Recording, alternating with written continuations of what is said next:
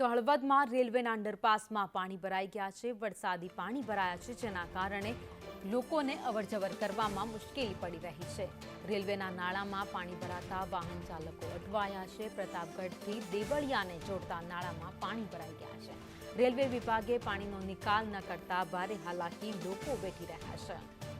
વધુ અપડેટ સાથે સંવાદદાતા જગદીશ પરમાર અમારી સાથે જોડાયા છે। જગદીશ, અંડરપાસમાં પાણી ભરાયા, જેના કારણે લોકોએ હાલાકી વેઠવાનો વારો આવ્યો। જી જગદીશ।